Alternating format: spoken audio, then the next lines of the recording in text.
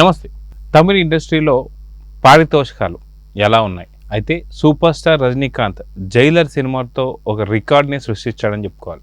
అంటే కొత్తగా వీళ్ళు తీసుకునేటువంటి ఒక పారితోషికంతో పాటు సినిమాకు సంబంధించి సక్సెస్లో కూడా కొంత షేర్ని తీసుకుంటున్నారు. అయితే ఇది ఇప్పుడు ఒక ప్రభంజనం అయింది.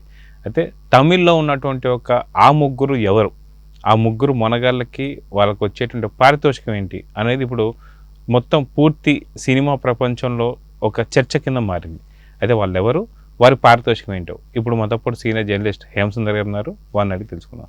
సార్ నమస్తే. నమస్తే అండి. సార్, ఇక్కడ చూసుకుంటే మనకి తమిళ ఇండస్ట్రీలో కొంత ఇప్పుడు జైలర్ సినిమా తర్వాత రజనీకాంత్కి అతి భారీ పారితోషికం లభించిందని చెప్పేసి అయితే వార్తలు వచ్చాయి. అదిగాక వారి పారితోషికం కాకుండా సినిమా సక్సెస్ అయిన తర్వాత కళానిధి మారన్ గారు దగ్గర 100 కోట్లు మళ్ళీ ఇచ్చారని చెప్పేసి అంటున్నారు. సో రానున్నటువంటి ఒక సినిమాల్లో వారి పారితోషికం ఎంత, వాళ్ళ షేర్ కూడా ఉంటుందా, ఆ ముగ్గురు హీరోలకు సంబంధించి పారితోషికం ఏంటి, ఇది పెద్ద చర్చ నడుస్తుంది. దాని గురించి మీరు ఏం చెప్తారు? సాధారణంగానండి ముందుగానే డబ్బులు ఇచ్చేసారనుకోండి అంత అమౌంట్ ఇవ్వలేరు, ఒక్కసారి అంత పెద్ద అమౌంట్ కూడా ఇవ్వలేరు కూడా. అందుకనే సినిమాకి ముందు మేము రెమ్యునరేషన్ ఒక మాట అనుకుంటారు ఇంత అని, సినిమాకి ముందు ఇంత ఇస్తాం అనుకుంటారు. ఒక్కొక్కసారి అనుకున్న దానికన్నా మించి లాభాలు వచ్చినప్పుడు అగ్రిమెంట్లో రాసుకుంటారు వాళ్ళు, ఇంతకు మించి వస్తే మీకు మేము ఇంత ఇస్తామని ఒక మాట అనుకుంటారు. అలా ఆ మధ్య జైలర్ సినిమా దాదాపు 700 కోట్లు వసూలు చేయగలగడంతో రజనీకాంత్కి 280 కోట్ల వరకు ముట్టింది అని టాక్ అయితే ఉంది. 280 లేకపోయినా 250 ఖచ్చితంగా ముట్టే ఉంటాయి, ఎందుకంటే వసూలు చేయగలిగింది కాబట్టి. ఎప్పుడైనా సరే హీరోల రెమ్యునరేషన్లో ఆ సినిమా వాళ్ళు వసూలు చేసే దాన్ని బట్టే ఉంటుంది, ఏ హీరో రెమ్యునరేషన్ అయినా కానీ. లేకపోతే డబ్బులు వచ్చినప్పుడు వాళ్ళు కూడా ఉంచుకోరు, ఇచ్చేస్తారు వాళ్ళకి. ఆ క్రేజ్ హీరోని బట్టి ఆ క్రేజ్ ఉంటుంది కాబట్టి ఇచ్చేస్తారు. ఆ తర్వాత వీళ్ళు వేరే డైరెక్టర్లు కూడా ఎక్స్ట్రా ఇచ్చిన సందర్భాలు జైలర్కి ఉన్నాయి. డైరెక్టర్కి ఇచ్చారు, అనిరుద్ధికి ఇచ్చారు, ఎక్స్ట్రా అనుకున్న దానికన్నా ఎక్స్ట్రా కార్లు గిఫ్ట్లు కానీ ఇట్లా ఇచ్చుకుంటూ వచ్చారు. కాబట్టి ఇప్పుడు ఏంటంటే లేటెస్ట్ టాక్ ఏంటంటే తమిళ్లో సూపర్ స్టార్లు అంటే ముగ్గురే, ఒకళ్ళు రజనీకాంత్, ఇంకొకరు విజయ్, మూడో వ్యక్తి అజిత్. ఈ ముగ్గురు రెమ్యునరేషన్ కలిపితే దాదాపు 450 కోట్లు అనేది ఒక సంచలనమైన వార్త అన్నమాట. అంటే ఇండియాలో 100 కోట్ల పైగా రెమ్యునరేషన్ తీసుకుంటే ఎంతమంది లెక్కేస్తే 12 మంది ఉన్నారట. ఆ 12 మందిలో మన తెలుగు నుంచి కూడా నాకు తెలిసి ఒకరిద్దరు ఉన్నట్టే. ఇప్పుడు మహేష్ బాబు కూడా దాంట్లో చేరొచ్చు, ఎందుకంటే రాజమౌళి సినిమాల్లో బరబాస్కి అప్పుడు 100 కోట్లు రెమ్యునరేషన్ అన్నారు బాహుబలి తర్వాత, ఇప్పుడు 150 కోట్లు కావచ్చు. మహేష్ బాబు కూడా 100 నుంచి 150 కోట్ల రెమ్యునరేషన్ ఖచ్చితంగా తీసుకునే అవకాశం ఉంటుంది, ఎందుకంటే 150 మించే ఉండొచ్చు నాకు తెలిసి. 200 కోట్లు తీసుకున్నా ఆశ్చర్యపడక్కర్లేదు రెమ్యునరేషన్ పరంగా చూసుకుంటే, ఎందుకంటే 3 ఏళ్ల దాకా సినిమా పట్టే అవకాశం ఉంటుంది కాబట్టి ఎవరికి డేట్స్ ఇవ్వకుండా సినిమా కోసం అంత కేటాయిస్తారు కాబట్టి రెమ్యునరేషన్ అనుకోవచ్చు, లాభాల్లో వాటా అనుకోవచ్చు, షేర్ అనుకోవచ్చు. అలా మాట్లాడుకునే కాల్షీట్ ఇస్తారు సాధారణంగా. అట్లా చూసుకున్నప్పుడు తమిళ ఇండస్ట్రీ అనేది అగ్రస్థానంలో ఉందని చెప్పుకోవచ్చు, అంత పెద్ద రెమ్యునరేషన్ పరంగా చూసుకుంటే. ఆసియాలోనే రజనీకాంత్ నెంబర్ 1 ప్లేస్లో ఉన్నారు రెమ్యునరేషన్ పరంగా. అంటే దాదాపు 250 నుంచి 260 కోట్లు ఆయన ఈ కూలీ సినిమాకి తీసుకుంటున్నట్టుగా సమాచారం. అయితే కూలీకి సంబంధించినటువంటి చిన్న గ్లిమ్స్ కావచ్చు, అదిరిపోయింది. సాధారణంగా లోకేష్ కనకరాకు సంబంధించి 171 మూవీకి సంబంధించి చూస్తే అక్కడే ఒక ప్రపంచం క్రియేట్ అయింది. అయితే కానీ ఈ సినిమా షూటింగ్ కనీసం ప్రారంభం కూడా కాలేదు, జస్ట్ ఓన్లీ కూలీ గ్లిమ్స్ కోసమే షూట్ చేశారు. అదొక్క షాటే ఒక పెద్ద ఒక క్రియేట్ అయిపోయింది. సో ఈ విధంగా చూస్తే ఖచ్చితంగా రానున్నటువంటి ఒక కాలంలో ఆయన వయసు పైబడుతున్నా సరే ఇలాంటి కలెక్షన్స్ కలెక్ట్ చేస్తున్నారంటే కుర్ర హీరోలందరూ కూడా నేర్చుకోవాల్సింది చాలా ఉంది అని అనుకోవచ్చా? అసలు సినిమా చరిత్రలోనే ఇది ఒక రికార్డు, రజనీకాంత్ రెమ్యునరేషన్ అనేది. మనం ఏదో తమిళ ఇండస్ట్రీ హీరోలు అంటున్నాం కానీ కంపేర్ చేస్తున్నాం కానీ సినిమా ఇండస్ట్రీలో అంత రెమ్యునరేషన్ తీసుకున్న నటులు ఈ వయసులో 70 ఏళ్ళ దాటిన వయసులో నటులు లేరు. అది ఒక రజనీకాంత్కే దక్కుతుంది, అది 100% గ్యారంటీ. అలాగే ఇప్పుడు తమిళ ఇండస్ట్రీలో రెండో హీరో మనకి విజయ్ ఉన్నారు. ఆయన రాజకీయాలకు రాబోతున్నారు, పార్టీ పెట్టి. నెక్స్ట్ ఇయర్ అక్కడ అసెంబ్లీ ఎన్నికలు జరగబోతున్నాయి.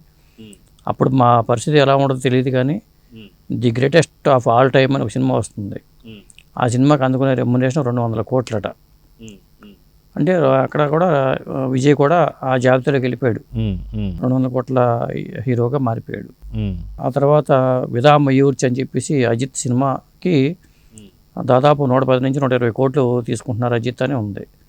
అట్లా ఈ ముగ్గురు రెమ్యునరేషన్ కలిపితే 450 కోట్లు దాటిపోతుంది అని అంటున్నారు.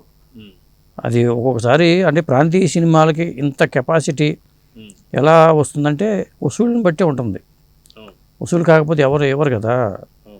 ఇలా ఒక్కో సినిమా ఇలాంటి సినిమాల్లో తారుమారైతే, ఫలితాలు తారుమారైతే అప్పుడు పరిస్థితి ఏమిటో తెలియదు.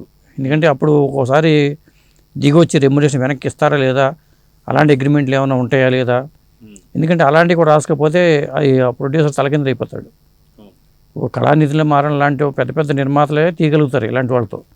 ఇంత రెమ్యునరేషన్ ఉందంటే ఒక నిర్మాత వల్ల సాధ్యం కాదు. అది ఒక సిండికేట్గా మారిపోయి చేసేవాళ్ళు ఉన్నారు. తెలుగులో సిండికేట్గానే చేస్తున్నారు చాలామంది. ఇప్పుడు బాహుబలి తీశారంటే పేరుకే వేరే ఒక వ్యక్తి, ఒక నిర్మాత పేరు ఉండొచ్చు, కానీ అటు కె రాఘవేంద్రరావు గారు కానీ, అటు రామోజీరావు గారు కానీ వాళ్ళ ఇండైరెక్ట్గా పెట్టుబడులు ఉన్నాయి వీటిల్లో. అలాగే RRR విషయంలో కూడా అంతే. డివి దానయ్య గారి పేరు ప్రొడ్యూసర్గా కనిపిస్తూ ఉంటుంది, కానీ తెర వెనుక ఇప్పుడు రాజమౌళి గారు తీసుకునే కానీ, లేకపోతే వాళ్ళ టీం తీసుకునే రెమ్యునరేషన్ కూడా వాళ్ళు ముందుగా తీసుకోవడం కన్నా తర్వాతే తీసుకుంటున్నారు ఇప్పుడంతా. ఇది ఒక కొత్త విధానమే. ఎందుకంటే సినిమా మరి అంత బడ్జెట్ సినిమాలు తీయాలంటే ముందు పెట్టుబడి కావాలి కదా. ఆ పెట్టుబడి సమకూర్చుకో రెమ్యునరేషన్ మరి పెట్టుబడిగా ముందే డబ్బులు ఇచ్చి తీసుకుంటూ వెళ్ళిపోతే పెట్టుబడి డబ్బులు ఎక్కడి నుంచి వస్తాయి, మళ్ళీ దానికి అప్పులు చేయాలి, భారీ స్థాయిలో అప్పులు చేయాలి. అందుకని వీళ్ళు ఏం చేస్తారంటే అందరికీ ఒక టీం వర్క్ లాగా చేసుకుంటున్నారండి. ఇప్పుడు రజనీకాంత్తో 171 మూవీ చేస్తున్నారు. లోకేష్ కనకరాజుకి 60 కోట్ల రెమ్యునరేషన్ అని టాక్ ఉంది ఆ సినిమా, కూలీ సినిమాకి.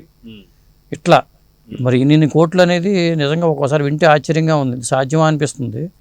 సాధ్యమని చెప్పి వార్తలు వస్తున్నాయి. అయితే తెలుగులో కూడా చూసుకుంటే పవర్ స్టార్ పవన్ కళ్యాణ్ కావచ్చు, ఒక పక్క ప్రభాస్ కావచ్చు, ఇప్పుడు మహేష్ కావచ్చు, రానున్న కాలంలో అల్లు అర్జున్ కావచ్చు, ఇలాంటి అందరూ కూడా 100 కోట్ల జాబితాలో జాయిన్ అయిపోవచ్చు. ఇప్పుడు ఎందుకంటే ఇప్పటికైతే పవర్ స్టార్ పవన్ కళ్యాణ్, ఒక పక్క ప్రభాస్, రానున్న కాలంలో మహేష్ బాబు, తర్వాత పుష్ప. ఇప్పుడు ఒక సీక్వెల్ ద రూల్ హిట్ అయితే ఖచ్చితంగా నెక్స్ట్ ఇంకా పెద్ద స్థాయిలోకి వెళ్ళిపోవచ్చు. సో ఖచ్చితంగా తమిళ తెలుగు రెండు సంబంధించినటువంటి ఒక లాంగ్వేజ్ మూవీస్ మాత్రం ఖచ్చితంగా ఇప్పుడు ఇండియా ఆల్ ఓవర్గా కూడా ఇవి ఏళ్తున్నాయని చెప్పేసి అంటున్నారు. నిజమే అంటారా? కరెక్టే. ఇప్పుడు బాలీవుడ్ హీరోల్లో తక్కువ మందే ఉన్నారు. ఇప్పుడు షారుఖ్ ఖాన్ లాంటి వాళ్ళు తప్పితే సల్మాన్ ఖాన్ మార్కెట్ కూడా అంత ఇదిగా ఏమీ లేదు. ఒక షారుఖ్ ఖాన్ మార్కెటే కొద్దిగా బాగుంది. మొన్న పఠాన్ సినిమా కానీ, జవాన్ సినిమా కానీ వాటి వసూలు చూసుకుంటే షారుఖ్ ఖాన్కి మంచి మార్కెట్ ఉంది. అమెరికాన్కి కొంత దెబ్బ పడింది. ఇప్పుడు మరి రణవీర్ కపూర్కి మొన్న యానిమల్తో కొంత తను ప్రూవ్ చేసుకున్నాడు కాబట్టి మళ్ళీ మార్కెట్ వచ్చేసింది రణవీర్ కపూర్కి.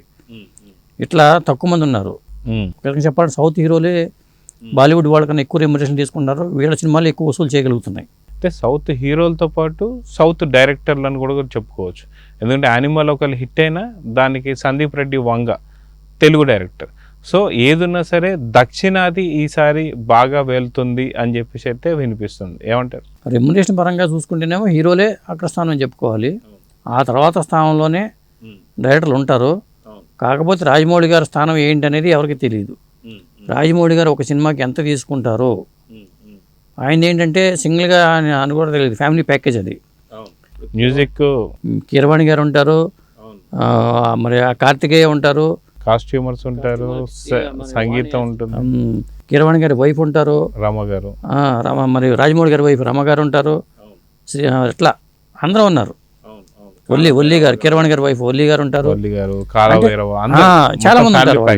అది ఫ్యామిలీ ప్యాకేజ్. దాంట్లో ఎవరెవరు ఇన్వాల్వ్ అవుతారో ఆయనకి ఫ్యామిలీ ప్యాకేజ్ రూపంలో వచ్చేది ఎంత అనుకున్నప్పుడు నేను అనుకోవటం ఏంటంటే టోటల్గా ఒక హీరో రెమ్యునరేషన్ ఎంత ఉండదో అంతకి తగ్గకుండానే ఈ ఫ్యామిలీ ప్యాకేజ్ అయితే ఉండే అవకాశం ఉంటుంది సాధారణంగా.